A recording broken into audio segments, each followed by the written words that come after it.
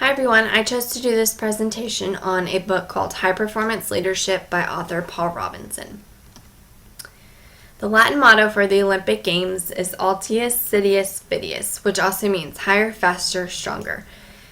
Robinson equates this quote to performing a skill like leadership. So a little bit about the author. Paul Robinson has always had a curiosity about leadership. He is a professional motivational speaker, keynote business conference speaker, seminar leader, and corporate retreat facilitator. He is a best-selling author of several personal growth titles and management books about leadership, negotiation, change, innovation, and sales.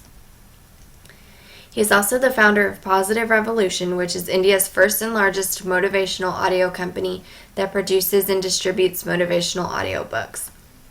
To add to his long list and resume, he is also an entrepreneur, business strategist, motivational speaker, best-selling author, and business owner. So what is the point of high-performance leadership?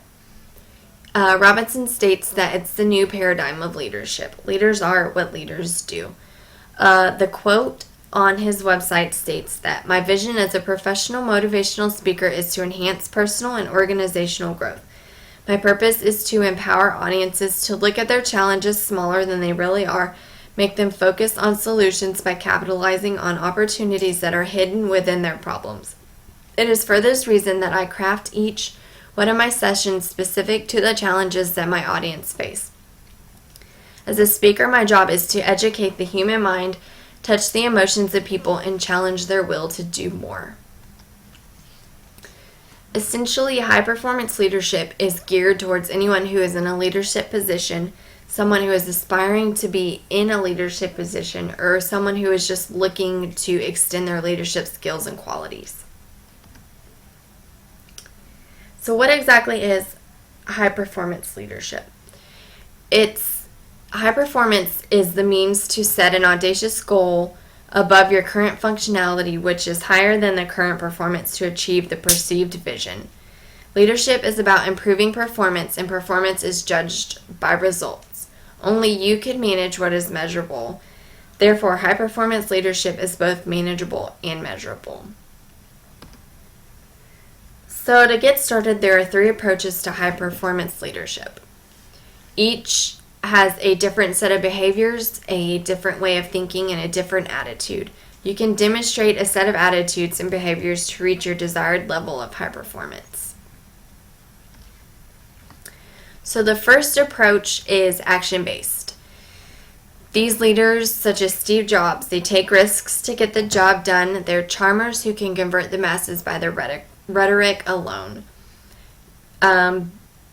Typical qualities to action-based leaders are they initiate activities, they drive for results, and like to get things done. They're powered by their narcissistic personalities, and other traits include skilled oratory skills, creative strategist, high linguistic intelligence, and they are driven by the need for significance. Successful behaviors of action-based leaders encompass proaction, setting examples, inspiring others with their own big visions, setting clear performance targets, challenging others to raise the bar, high attention to detail, clear-cut decision-making, and spontaneous action. A lot of the times, these types are uncomfortable with their own emotions, yet they believe in their own actions. The second approach is people-based. People-based leaders show concern for people, and they aim to aid others throughout their own development. This approach is rare these days. It requires an understanding of fellow workers and the relationship of their individual goals to the group goal that is carried out and derived from human and social achievement. Behaviors that support this idea are giving credit to others for their achievements, asking others rather than telling, creating and nurturing learning environment that allows you to learn from your failures, and focusing on employee retention and employee welfare.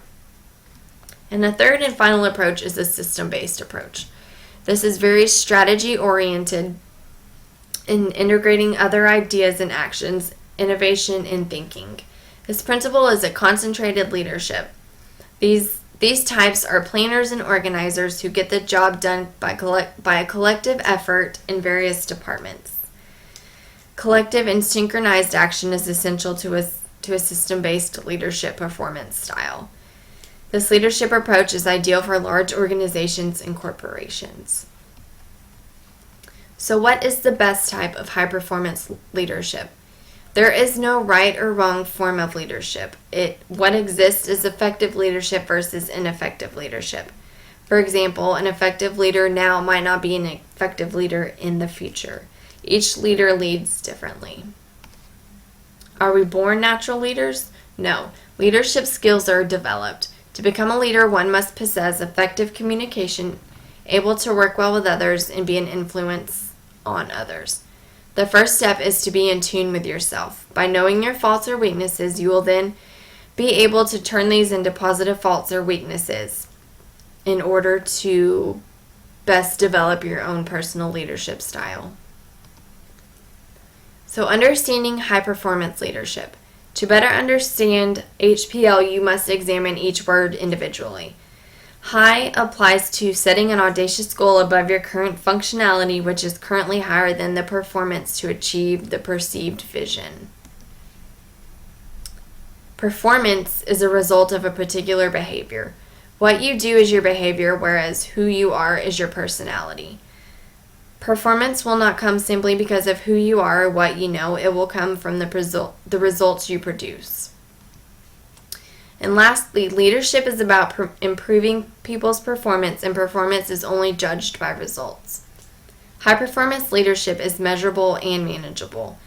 A high-performance leader is a result of doing the right thing by the right person who possesses the right attitude at the right time, applied collectively or singularly. What does high-performance leadership teach us? Leadership is accelerated by action. What distinguishes an effective leader from others is the right mindset. Leaders possess high energy because followers are attracted to high enthusiasm like a moth to a light. Charles Darwin stated that it's not the strongest of species that survive, nor the most intelligent, but the ones most responsive to change. It's easy to lead in easy times, but when your real leadership colors show is when the times get tough. High-performance leaders must face the reality of tough situations, and they must make the best of each and every circumstance. Where there is certainty in an outcome, there is a risk involved. A high-performance leader must make risks when things get tough. So, my own personal analysis of this book, I believe that Paul Robinson wrote this book to identify a new form of leadership, which he coined the term high-performance leader. He takes his personal experiences at developing leaders in various organizations where he was challenged by implementing leadership qualities at various levels within the organization. What HPL teaches you is it teaches you how to be an outstanding leader within your own organization. If you apply these principles and practices that are learned in the book, they're based on observation and research from authority and role models in the field of leadership. So as a whole, I believe this book correlates well with this class because both this class and the book study the practices, behaviors, and characteristics of different leadership styles. My final thoughts. This book was written to help people better understand what really makes a leader great. Great leadership, in short, is quantity but high. Great leadership is short in quantity but high in demand. Life has gone from what used to seem so simple to something that is now so complex and intricate that every day is a new learning experience and process.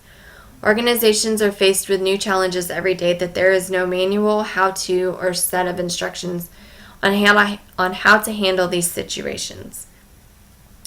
Leaders at this time must perform at an all-time high when it comes to being a leader in uncertain and unpredictable times. I chose this book because I found I could relate better to this approach of studying leadership. I chose a book about leadership written by a successful businessman, entrepreneur, and strategist because I feel I can relate to his mindset the best.